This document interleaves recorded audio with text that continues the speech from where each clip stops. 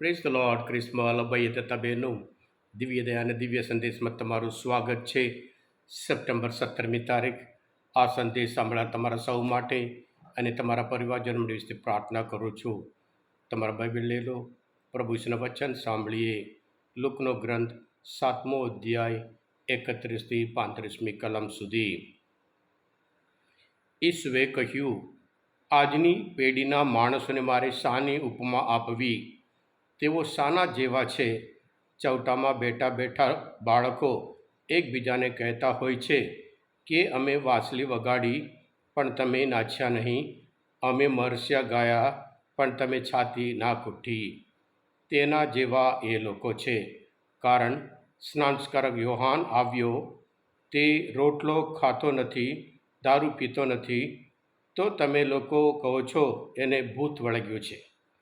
માનવ પુત્ર આવ્યો, તે ખાય છે, પીવે છે, તો તમે લોકો કહો છો જુઓ આ ખાવધરો અને દારૂડિયો અને જગાતારો અને પાપીઓનો ગોઠિયો. તેમ છતાં ઈશ્વરના શાણપણને અનુસરનારાઓએ તેને સાચું પાડ્યું છે. આ પ્રભુની વાણી છે, તે આપનો આધાર છે. કૃષ્ણ વલ્લભાઈ તબેનું, જ્યારે લોકો આપણા વિશે ખોટું બોલે, ખરાબ બોલે, જુઠ્ઠું બોલે, નિંદા કરે, બદનામ કરે, ત્યારે શું કરવું? પ્રભુ ઈસુ આજના શાસ્ત્ર પાઠ દ્વારા આપણે એક અદ્ભુત પાઠ શીખવાડે છે. પ્રભુ ઈસુના સમયમાં જે ગંભીરતા હતી, જે પરિસ્થિતિ હતી, એ આજના શુભ સંદેશ દ્વારા આપણે જોઈએ છીએ. ખરાબ લોકો તો હંમેશા ખરાબ જ કરતા હોય. જુઠ્ઠા લોકો હંમેશા જુઠ્ઠું જ બોલતા હોય. સ્નાનસ્કારક યોહાન આવ્યા, માર્ગ તૈયાર કરવા માટે રણમાં રહેતા, કઠિન જીવન જીવતા, ગંભીર સંદેશ કહેતા, એ સર્પના સંતાનો. અને એ લોકો એમનો સંદેશ માનવા તૈયાર નથી, હૃદય પલટો કરવા તૈયાર નથી. અને ઊંધું એને કીધું, એને તો ભૂત વળગ્યું છે. ઈશ્વરના માણસને જે મસીહા મુક્તિદાતાના માર્ગ તૈયાર કરવા માટે આવ્યા, એને કહે છે એને ભૂત વળગ્યું છે, ગાંડા છે. મસીહા આવ્યા, મુક્તિદાતા આવ્યા, જેમની એ લોકો રાહ જોતા હતા. એ ખાતા હતા, પીતા હતા, ઈશ્વરના રાજ્યનો સંદેશ પ્રચાર કરતા, ચમત્કાર કરતા. જે પાપીઓ હોય, જે જગાતારો હોય, એમને બોલાવતા. અને એ લોકો બધા પ્રભુ ઈસુ પાસે આવતા હતા. ત્યારે આ ફરોશી લોકો, આ શાસ્ત્રી લોકો પ્રભુ ઈસુ વિશે બોલે છે, આ તો દારૂડિયો છે, ખાવદરો છે, જગાતારો, પાપીઓનો ગોઠિયો. મસીહાને આ નામ દારૂડિયો છે. પ્રભુ ઈસુ આવી રીતે બોલે, આપણે અફસોસ થવાની જરૂર નથી, પ્રભુ કહે છે.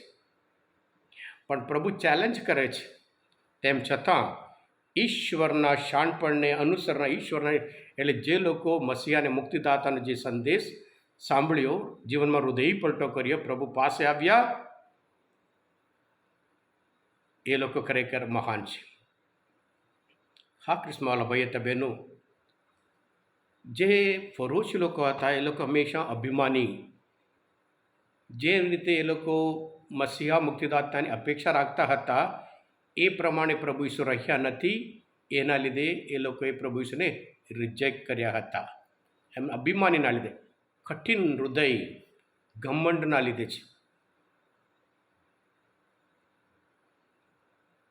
માત્ર સ્નાનસ્કાર યોહાનના સમય નહીં, પ્રભુ ઈસુના સમયમાં નથી, આજે પણ ઘણા બધા એવા લોકો હોય છે. કઠિન હૃદય, ઈશ્વરનો સાંભળવા તૈયાર નથી અને સ્વીકારવા તૈયાર નથી.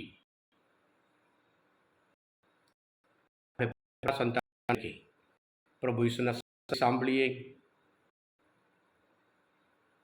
એમના ઉપર વિશ્વાસ રાખીએ અને જે માર્ગ બતાવ્યું છે એ પ્રમાણે જીવીએ, જેથી કરી પ્રભુ જે હેતુ આવ્યા, શાશ્વત જીવન આપવા માટે આવ્યા.